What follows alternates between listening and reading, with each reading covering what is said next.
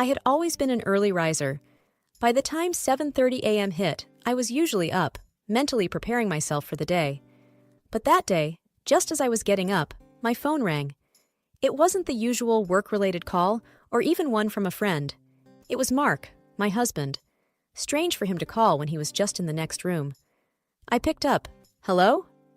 "Jessica, you need to move your stuff out of your room," he stated, without any warmth or greeting. Confused, I sat up straighter in bed. "Why would I do that? It's my room. Sarah needs it." His voice was firm, almost as if this wasn't up for discussion. I frowned. Sarah was Mark's niece, a 25-year-old who had lived a life of ease and reliance on others. She hadn't worked a day in her life, instead choosing to take from her grandparents and anyone else willing to give, including Mark. In her eyes, I was just the stupid auntie, a term she often used behind my back, though sometimes bold enough to use in front of me when she wanted to belittle me. However, to demand my room, this was a new low, even for her. Why does Sarah need my room? I tried to keep my voice steady, but it trembled with a mix of anger and disbelief. "She's moving in, and she wants that room," Mark replied, his tone dismissive. "But that's where all my things are. Where am I supposed to go?" I could feel the sting of tears, but I held them back. "Just find another room or put them in storage. I don't know. Figure it out." I was in shock. After everything I had done for this family, this is how he treated me? Our marriage wasn't perfect. In fact, we had been sleeping in separate rooms for a while now. But to be told to vacate my own space in my own home for a girl who had shown me nothing but disrespect was a new low. I took a deep breath. "Mark, I am not moving my things. That's final." There was a pause. "We'll see about that." And with that, he hung up. The conversation left me rattled. I sat there for a few moments, trying to process what just happened. Our relationship had its issues, yes, but this blatant disregard for me, for our life together, was something I had never expected. And as the weight of the situation settled in, I knew one thing for sure. I couldn't let this stand. Whatever game Mark and Sarah were playing, I had to be ready for it. This was my home, my space, and I wasn't going to be pushed around any longer.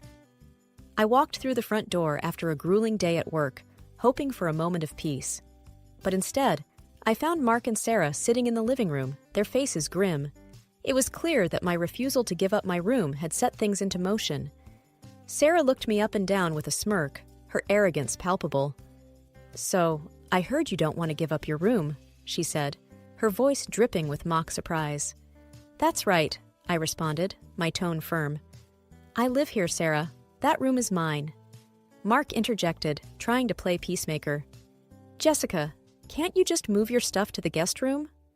"Why should I? Why does she get my room?" I replied, looking from him to Sarah, who sat smugly, enjoying every moment of my discomfort. "Because she's family and she needs it," Mark answered, a hint of irritation creeping into his voice. "I'm your wife, Mark, or have you forgotten that? I'm family too," I snapped back. Sarah laughed, her voice high-pitched and mocking. "Come on, Auntie Jessica, it's just a room. You can't be that attached to it." I took a deep breath, trying to keep my composure. "It's not about the room, Sarah. It's about respect. You can't just come in and demand things as if you own the place." She rolled her eyes. "You're making a big deal out of nothing. All you have to do is move your stuff. Is that so hard?" "Enough," Mark intervened, raising his hand as if to silence us.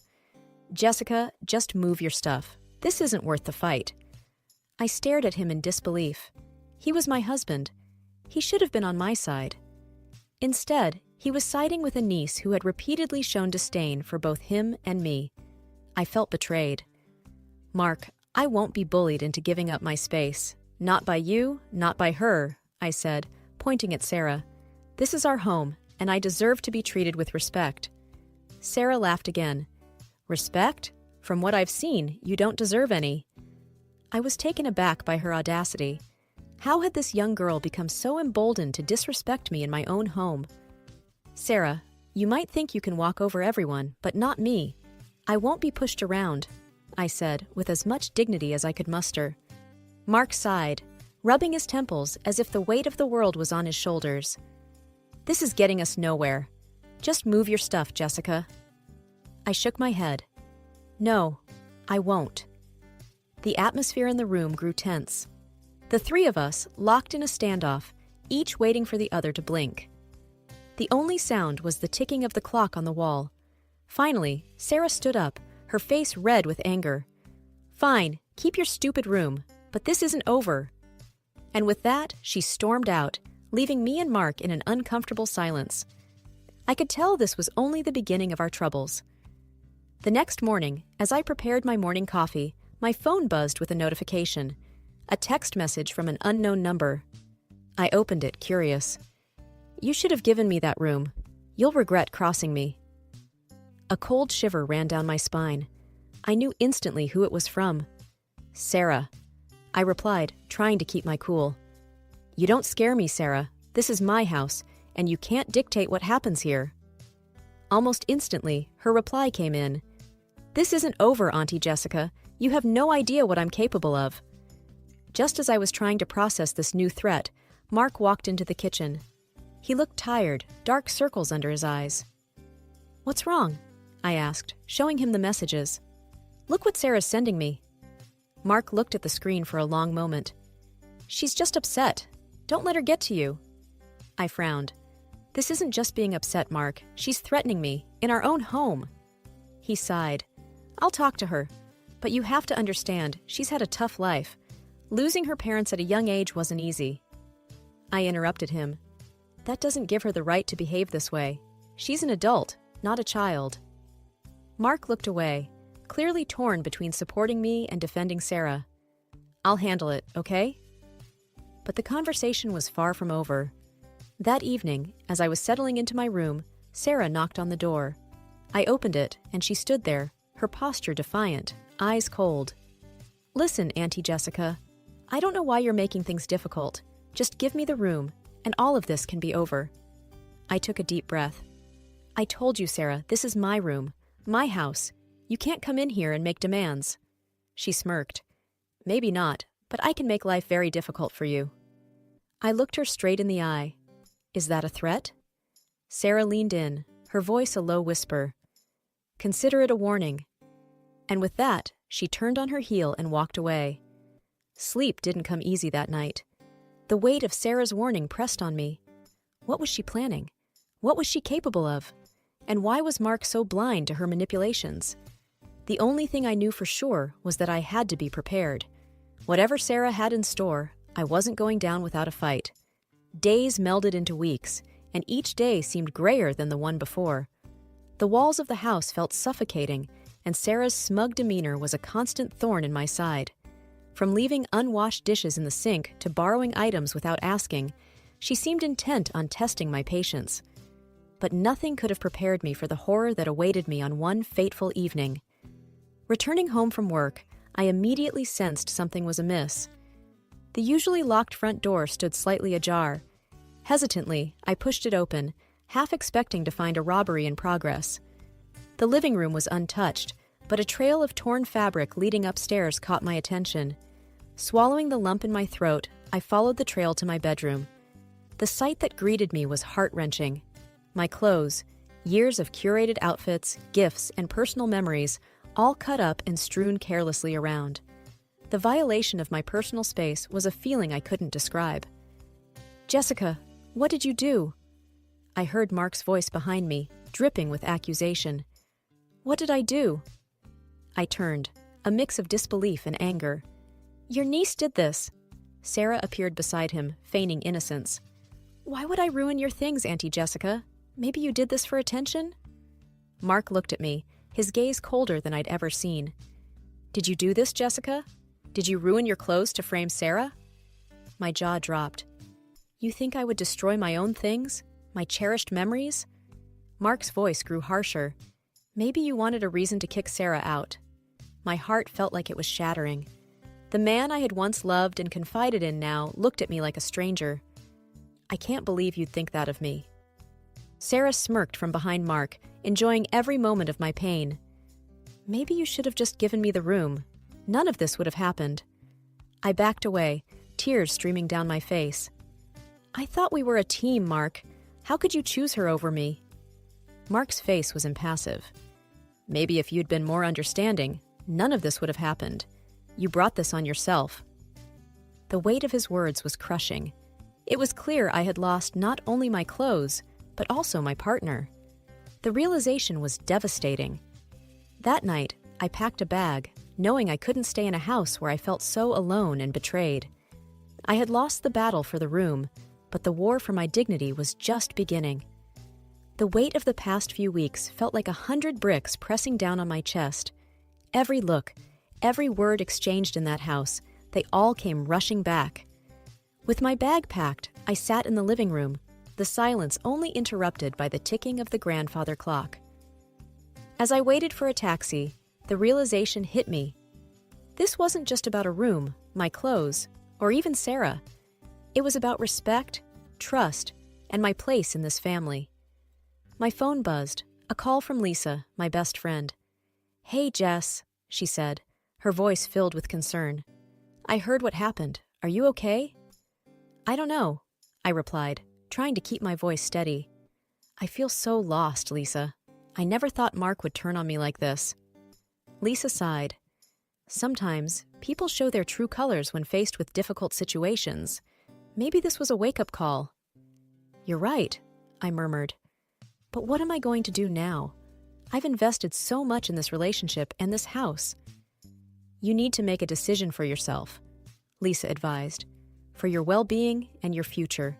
Don't let anyone else dictate your worth." Lisa's words resonated deep within me. Mark's parents and Sarah had taken so much from me already, my peace, my happiness, and even my own space. But they couldn't take my self-worth unless I let them. It was time to reclaim it. Determined, I made my way to the bank the next day. As I sat in the financial advisor's office, I explained my situation. "I want to ensure that my assets are protected, and I need to know where I stand financially," I said. Mr. Harris, the advisor, nodded sympathetically. "We can definitely help with that. Let's review your accounts and see what we can do." As we delved into my finances, it became evident that I was the primary contributor to most of our investments and accounts. Mr. Harris looked up from the paperwork. "Mrs. Thompson, it appears that you've been the major breadwinner here. If you decide to divorce, you have a strong case for a significant portion of these assets." My heart raced. Divorce. The word felt heavy, yet in a strange way, liberating. Could I really take that step? When I returned home that day, Mark was waiting. "Where were you?"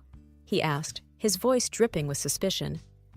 "I went to the bank," I replied calmly. "I needed to review our finances." His face paled. "Why?" "Because," I began, taking a deep breath, "I've decided to file for divorce, Mark. I can't be in a relationship where I'm constantly belittled and betrayed." Mark looked stunned. "Jess, you're overreacting. We can work things out." I shook my head. "No, Mark. This is my decision. I deserve better." And with that, I took the first step towards a new chapter in my life, one where my worth wasn't determined by anyone else but me. A few days later, I found myself seated in the office of a renowned attorney, Miss Angela Reynolds. Her reputation for handling difficult divorce cases was what drew me to her. As I relayed the events that led to my decision, Angela listened attentively. "It's clear that you've been through a lot," Angela commented, jotting down some notes. "I've handled cases like yours before, and I can tell you, standing up for yourself is the best decision you could make."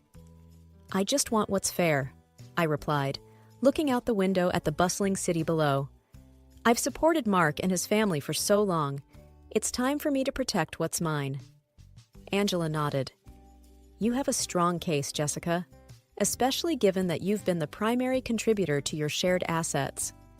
I hesitated, then added, "There's something else. I suspect Mark has been unfaithful." Angela looked up, her gaze sharp. "Do you have any proof?" "A private investigator," I began, taking out a folder with photos and notes. "I hired 1 month ago. The evidence is clear."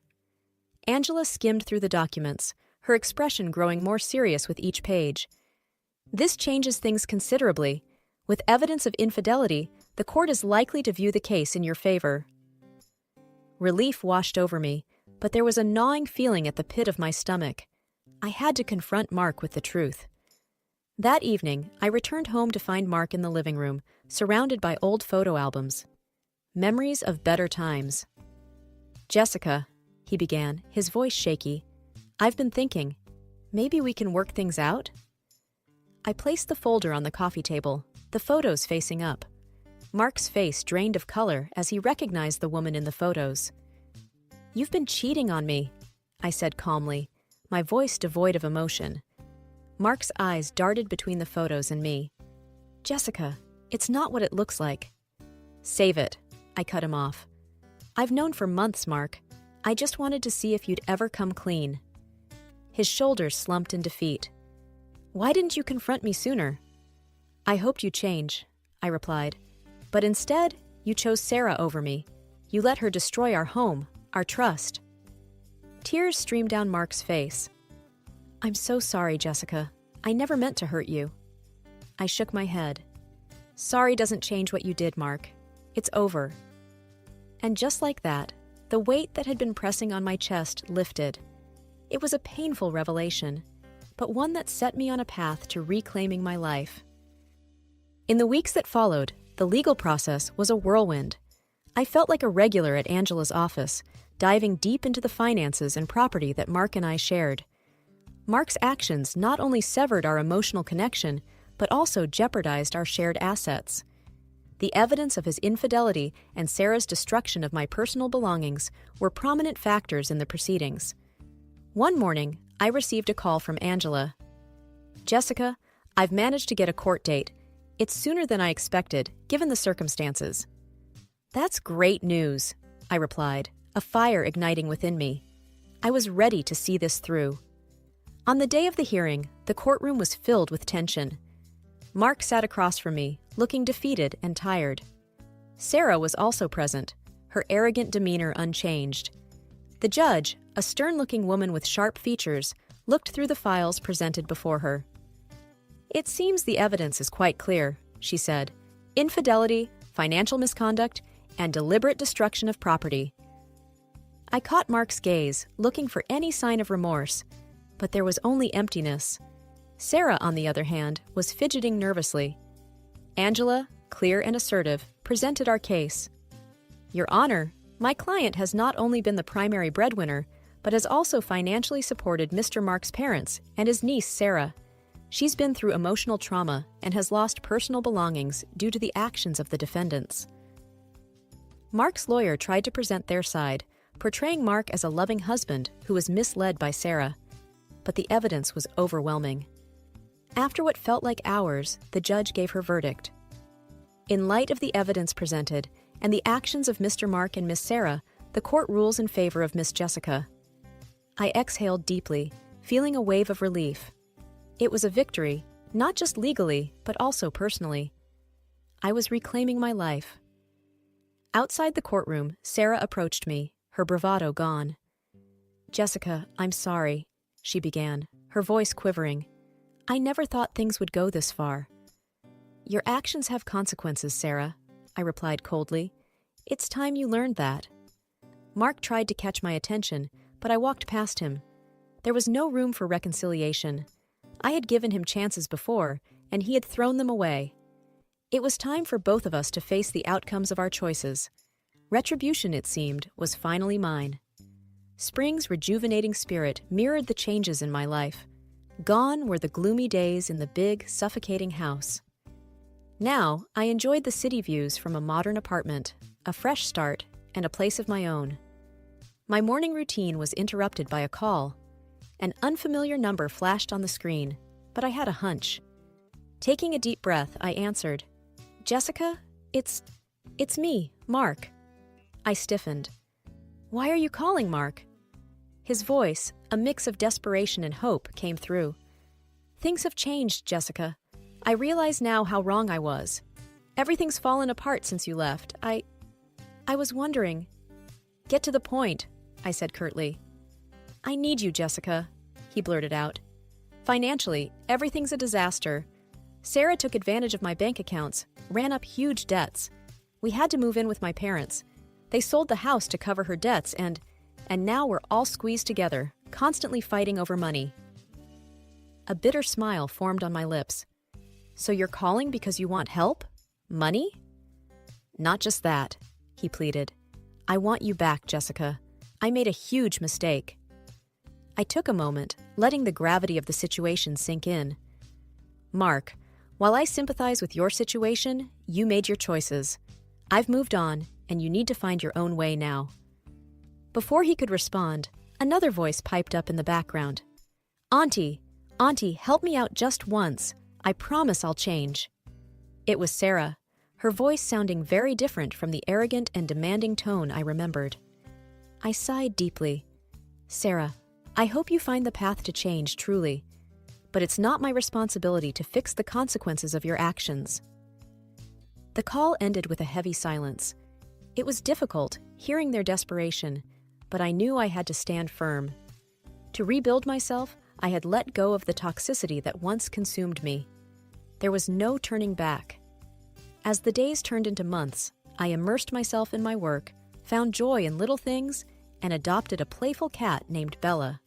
Life had its challenges, but it also presented beautiful moments of growth and contentment. One evening, while reflecting on the past, I realized that despite the pain, those experiences shaped me into a stronger, wiser woman. I felt an inner peace, knowing that after every storm, a new dawn awaits. And as the sun set that day, I embraced my new life, grateful for the journey and the lessons it brought. All right, everyone's presentations are done. Nick, the manager, said as he tried to move the discussion forward. Excuse me, I haven't. I recently found out something. Nick interrupted me and began to speak. There's apparently someone in this department who didn't graduate high school and is just a part-timer. Meetings should be for employees only. Absolutely right. His lackey, Mike, of course, agreed with Nick. I'm leaving. After leaving the meeting room, I started to shut down my computer. I noticed that an email had arrived, not in my personal inbox, but in the company's shared email. Thinking, there's no point in speaking up, no one will listen, I went home quietly. The next day, I heard a commotion from Nick's desk. He was staring at his computer screen, his face pale. Nick? Is something wrong? Mike looked at the screen with him. And he turned even paler than Nick. Why is he so angry? Knowing the reason for Mike's distress, I thought to myself, serves them right. My name is Adam. My mother passed away when I was in the 9th grade, and I was raised by my father. Well, you could hardly call it being raised. After my mother passed, my father changed. He drowned his sorrows in alcohol, and though he still went to work, he squandered our living expenses on horse racing. Because of that, I had to start working part-time as soon as I entered high school. Every month, I went to the convenience store with bills in hand that couldn't be auto-deducted from my father's account. Even though I endured it because I didn't want to be alone, I reached my limit in my second year of high school and dropped out. I found a live-in job at a distant inn. Thank you for everything. The day I left home, my father, still staring at the TV, spoke. Take care. That was our last conversation. Back then, 18 wasn't the age of majority, so I needed my father's permission to work, and I couldn't hide my place of employment. Yet, my father never visited me even once. I kept working just to survive, and before I knew it, I was 42. Years of hard work paid off, and I was transferred to the headquarters. I was thrilled to be recognized by the company, as I thought I'd be working in the field until retirement due to my lack of formal education. Listen up. Our work can change the future of our employees. Don't drag us down. On my first day after the transfer, Nick, dressed in an expensive suit, spoke sternly. There was a reason for this. Our inn was located in a prominent tourist destination, known so well that everyone in the state could sing its commercial jingle. At its peak, we had 5 locations within the state. But that was long ago. Due to financial difficulties and aging facilities, only the place where I had worked for many years and the original establishment remained. I was prepared to lose my job anytime, but now there was a glimmer of hope. With the rise of social media, the tourist area where the inn was located started gaining attention again. Depending on how hard the sales department, where I was transferred, worked. We could either thrive or be forced to give up this prime location to the new hotel chains continuously popping up. For Nick, who had switched careers from another industry to strengthen our sales, this was a battle he couldn't afford to lose. I understood why he had to be strict. I will do my best. Nick sneered at my enthusiastic declaration. Did you not hear what I said? I'm sorry. I thought I was listening carefully. Out of habit from years of customer service, I apologized reflexively, though I had no idea what had offended him. Someone was watching me with a smirk. In this department, there are those who are expected to excel and those who have been shoved here because they have nowhere else to go. You are the latter. It was Mike, the section chief. He's 7 years younger, at 35. But he was called to headquarters much earlier than I was and had been moving around within the headquarters ever since. I'm not jealous, but I can't accept that he's my boss. Graduating from a prestigious university, he has an unusually high pride and caused many problems as a newbie, making things very difficult for me when I was the front desk leader. When I found out Mike was transferred to the sales department a month before me, I was disheartened. Mike is right. With just a middle school diploma, there's not much you can do. Don't even think about achieving results. As if I didn't exist, Nick remarked, I'm thirsty. Mike eagerly ran to the coffee maker. It seems Mike is Nick's lackey. I regretted being happy about my transfer to headquarters, wishing I had stayed on site forever. Send a direct mail to every company on this list by the end of the day. Nick only assigned me tasks that even a new graduate could handle. What? There are over 1,000 companies. You want me to send to all of them by today? Yes, if you and your fellow misfits split the work, even those with nowhere else to go should finish by today. I glanced at the employees typing away expressionlessly. They were worn out from customer service, only thinking about leaving on time, or were women reassigned after having children, with zero motivation for work. Even Sam, a new graduate from the same university as Mike, who was supposed to be among the expected achievers, had no enthusiasm for the job, having joined the company wanting to do customer service. I don't care what they say, I plan to quit anytime, he said. Only Nick and Mike were highly motivated, making all the decisions between the two of them. I originally only wanted to work at the inn to survive and had no particular attachment to this job. I swallowed my words, thinking I had no right to reprimand them. About a month after the transfer, Nick told us with a frustrated look. To commemorate the 50th anniversary, we've decided to create a plan exclusive for one group per day. Originally, Mike and I were supposed to come up with it, but our president, Mr. Thompson, insists on hearing everyone's opinions. So, you all get a chance. As Nick explained, Mike began handing out prints. Make sure not to embarrass Nick. If your ideas are half-baked, you'll have to redo them. It seemed that they had printed his handwritten notes by Mr. Thompson, which included several questions and a section for free responses. It made sense why Nick had to seek our input, given that all responses had to be submitted to Mr. Thompson. We were given a week to think about it, and a meeting was scheduled to compile our ideas. My plan is to let guests enjoy both the old and modern America. Nick began the presentations. Guests would watch a master confectioner at a nearby traditional sweet shop make sweets in front of them. The welcome drink would be premium tea in a bottle. Nick's plan was certainly attractive. After his presentation, Nick called on us to present in the order we were seated. Just as I stood up for my turn. All right, everyone's presentations are done. Excuse me, I haven't. I recently found out something. Nick interrupted me. There's someone in this department who didn't graduate high school and is just a part-timer. He was likely talking about me. I joined the company as a part-timer and was made a full-time employee when I turned 20. That was 20 years ago, so Nick and Mike probably had no chance to know until recently. Meetings should be for employees only. Absolutely right. After that, Nick kept creating opportunities to solicit everyone's opinions, purposefully excluding me from speaking. The meeting unexpectedly heated up and went past the scheduled end time.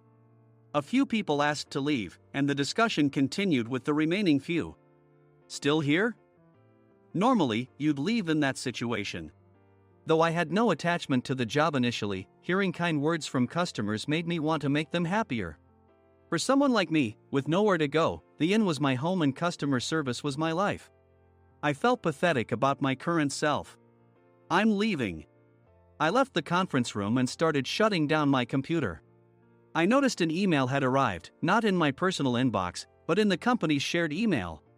Thinking no one would listen to what I had to say anyway, I quietly went home.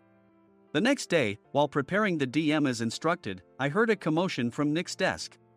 In his haste to stand up, he hit his knee on the desk. He stared at his computer screen, his face pale. "Nick! What's wrong?" Mike, thinking he should be the first to rush over, approached Nick while still wearing his coat. He peered at the screen with Nick. And he turned even paler than Nick. Why is he so angry? Who is responsible for this company? Nick, more irritated than ever, asked, and Mike answered without checking. Probably Sam. Sam wasn't there because he was attending a morning training session for new hires. Nick gave up on getting angry and returned his gaze to the screen. They were looking at an email that arrived right after the end of the working day yesterday. Apparently, no one, including me, had checked it before leaving. The email was from a large company that used us for their annual employee trips. The president and executives of that company also frequently used our services personally. President of the company, Mr. Mason himself, had declared that neither he nor his company would ever use our services again. Well, some companies cancel their employee trips or stop using our services due to financial struggles. Let's just move on. Mike kept wiping the sweat from his forehead with a handkerchief. Knowing why Mike was so agitated, I quietly watched their interaction. Do you know how much revenue we get from that company? We can find other guests to fill the rooms, but we'll lose the banquet costs, gift shop revenue, rental car fees, and more. Moreover, the gifts were supposed to be prepared by the traditional confectionery shop involved in Nick's proposed plan. If it's known that we incurred such a huge loss at this critical time, Nick's position in the company would be jeopardized. Nick took a deep breath, seemingly trying to calm himself. All right, Mike. Go to New York right now and apologize to Mr. Mason. What? You're coming with me, right? I have urgent work to do. I trust you, which is why I'm entrusting this to you. Please. Mike, believing Nick's sincerity, agreed with a determined look on his face, saying, yes. That's Nick for you. Even if Mike went to apologize, Nick would shift all the blame onto him if the client didn't change their mind. Well, it was Mike's fault to begin with, so it served him right. About 3 hours later, Sam answered a call from somewhere and repeatedly apologized, saying, I'm very sorry. Everyone watched to see what was happening. After ending the call, he informed Nick with a weary tone.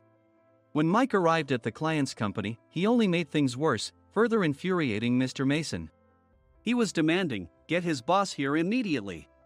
It was no wonder Sam was exhausted, dealing with such a call right after returning from training. What is that idiot doing? All right, Adam, you're coming with me. If sacrificing Mike didn't work, then I must be next. Normally, I'd want to refuse at all costs, but I saw an opportunity in this situation. If I can be of assistance, I'd be happy to join you. I obediently followed Nick, and we flew to New York. When we introduced ourselves at the reception, it became clear how serious the situation was, as the receptionist personally escorted us to the president's office. Angry voices leaked through the door, making both Nick and me uneasy. Excuse me. I'm Nick, the supervisor. I understand my subordinate has caused you trouble, and I deeply apologize. Nick, with his experience in the corporate world, knew enough to offer an apology before excuses. However, his customer service skills left much to be desired. I sighed as I saw Mike trembling like a small dog in the corner of the room. What kind of training are you giving your subordinates? Mr. Mason glared at Nick with a red face. The intensity of his gaze made even Nick take a step back. Regrettably, I joined this company only 2 years ago and was unaware of Mike's issues. I should have identified his shortcomings sooner. Indeed. I should have realized sooner. No sensible person would come to apologize and then give a lengthy presentation on the drawbacks of not using their inn. Nick froze, his mouth slightly open. Suspecting the worst, I picked up the documents that had fallen to the floor. It seemed Mike hastily prepared these documents on the plane, listing the disadvantages. Disadvantage 1: if you change the venue for the company trip, employees might suspect it's for cost-cutting reasons, leading to a negative impression. Reading it aloud half-jokingly, Nick snatched the papers from my hand and checked the contents with a furious expression. Among the stack of documents was a receipt from a nearby convenience store's copy machine. I felt a pang of dread, hoping he hadn't shown the receipt as well. What do you think he said when I asked what kind of nerve he had to do this? I'm very sorry. Faced with the dire situation, Nick must have thought there was nothing left to do but apologize. In a voice smaller than I'd ever heard from him, he uttered words of apology. He said, "I'm a Harvard graduate. I don't believe I said anything wrong." Mike, what have you done? Forgetting his plan to pin the blame on Mike, Nick yelled loudly, even in front of Mr. Mason. "I didn't do anything wrong." "You're still saying that? Look at him." Mike pointed at me with a shaking hand. "I was assigned to headquarters in my 20s and now I'm a section chief. This guy only made it to headquarters at 42. Everything I've done proves I was right. So why are we losing the contract?" Having said his piece, Mike collapsed to the floor. "Of course. You were sent there because you had nowhere else to go." Mike never expected to hear such words from someone he looked down upon. He lunged at me, and Nick hurriedly stepped in to stop him. "Mr. Thompson told me Mike is a quick thinker, and to take good care of him." There's no way he was pushed aside. "Don't make things worse here." "He didn't say quick thinker, he said only quick-witted, didn't he?" I don't remember that part." I recalled the many troubles Mike caused when he was a newbie. When Mike was on the front line, his pride was so high that he never apologized to customers. Customer service, especially in our job, doesn't work alone. It brings both good and bad situations. If the front staff or housekeepers made mistakes, or the cleaning company didn't properly clean a room, one had to apologize to the customers regardless of personal fault. Mike, in such situations, would never apologize, insisting he wasn't at fault. This often angered customers, and as the front desk leader, I frequently had to apologize on his behalf. He caused complaints and disrupted operations, which is why he was quickly moved to headquarters. In departments where he didn't interact directly with customers, his quick thinking was beneficial and things went well. But it seemed his flaws were starting to show. Corporate reservations are supposed to be entered into the system by the sales representative. But a quick check yesterday revealed that more than 10 items were missing from the client's reservation. The handover document clearly stated what needed to be prepared. Why didn't you enter it into the system? Why do we have to give them special treatment? Filling rooms near the banquet hall, setting up all the food in advance. Specifying the brand of wine, they're too demanding. No wonder he always angered customers, I thought, feeling a headache coming on. Grouping them in rooms near the banquet hall is for our benefit too. It makes it easier for the staff to set up beds and serve breakfast since everyone's schedule is synchronized. As for the other requests, Mr. Mason suggested them to lighten our load. I didn't know that. Nick finally seemed to realize that Mike was the one who had angered the client. What did you say to them? I just told them we wouldn't give them special treatment anymore. We shouldn't waste effort on things that don't bring in money. I was utterly exasperated at his lack of understanding of customer service. Of course, we shouldn't comply with unreasonable demands. But carrying over successful practices from past stays makes customers feel remembered and enhances their experience. Good memories encourage repeat visits. That's part of our job. I looked down at Mike, who was sitting on the floor. In our job, nothing is a waste. Mr. Thompson likely moved you to the sales department, hoping you'd finally understand this. How do you think he feels now that you've failed to meet his expectations? Mike, tears in his eyes, fled the president's office. I was amazed he still hadn't apologized. You have it tough, Adam. It's okay, we're all employees of the same company. I deeply apologize for this disrespectful incident. Especially after all the care you've shown us. If it weren't for you, Adam, I really would have stopped staying here. When I heard you were moving to the sales department, I was willing to reconsider if you handled it. Seeing us talk so amicably, Nick's face contorted. Do you two know each other? Adam's service is excellent. I always requested him specifically. Normally, we don't accept specific staff requests, but we made an exception for Mr. Mason, adjusting my shifts accordingly. He had personally stayed at our hotel just before my transfer, and during casual conversation, I mentioned, "I'm moving to the sales department soon." If I hadn't told him then, things could have been much worse. Please continue to take care of us. I look forward to it. On the return flight, Nick awkwardly offered me a can of beer. It's still working hours. Of course, I had no intention of forgiving him for a single beer. Nick might try to pin everything on Mike and avoid any consequences. While pondering this, a startling fact came to light. "Nick, the tea bottles for the plan have arrived." I handed Nick a bottle labeled with our inn's name. "They look good." "What are you talking about?" "These are plastic bottles. I had assumed we would use the trendy, high-end bottling tea. But what arrived were ordinary plastic bottles of tea with customized labels. The only unique aspect was the label, which had the inn's name, making it look customized. Upon further investigation, I discovered that a substantial amount of money was set to be paid to the tea company. It was priced like bottling tea. Does this plastic bottle really cost $100 each? The tea inside is specially blended for us. The extra cost is for that. Wouldn't it be better to use another tea company? Or is there a specific reason we must use this one?" As Nick continued to make excuses, I showed him a printed email. I informed the tea company's president, Mr. Mitchell, that we discovered irregular payments and he confessed. He said you two were high school classmates and planned to split the extra money. That idiot. Why did he confess? That's not important. You should worry about yourself, this could turn into a police matter. Opening the bottle cap, I suggested. How about calming down with this tea? It supposedly has a relaxing effect. Nick drank the tea frantically. In the following days, decisions were made about their fates. Mike was reassigned to the General Affairs Department, with no chance of transfer or promotion, as per Mr. Thompson's orders. As for Nick, since the payment to the tea company hadn't yet been made, he narrowly avoided legal trouble. Instead, he was encouraged to leave the company, and to avoid further complications, Nick submitted his resignation.